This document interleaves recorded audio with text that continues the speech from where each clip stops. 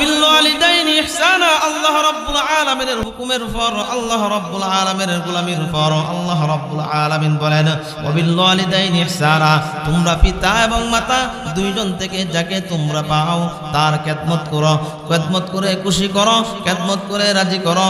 পিতা মাতা খুশি হয়ে যাবে তো আল্লাহ খুশি হয়ে যাবে, পিতা মাতা সন্তুষ্ট হয়ে যাবে তো আল্লাহ খুশি হয়ে যাবে, আল্লাহর রাসূল খুশি হয়ে যাবেন। ঠিক কিনা বলেন? বন্ধুগণ, পিতা মাতা যাদের আছে আলহামদুলিল্লাহ, যাদের নাই, এই যে দেখা যায় সামনে আসছে শবে বরাতের রাত্র, অত্যন্ত সুন্দর একটি রাত্র আসছে। আল্লাহর পয়গম্বর এই রাতের ভিতরে তিনটা আমল সবচাইতে বেশি পছন্দ করতেন, বেশি করতেন। এক নাম্বার আমল হলো রাত্র যখন গভীর হয়ে যায়, হযরতে পয়গম্বর জনাবে মুহাম্মদুর রাসূলুল্লাহ সাল্লাল্লাহু আলাইহি ওয়াসাল্লাম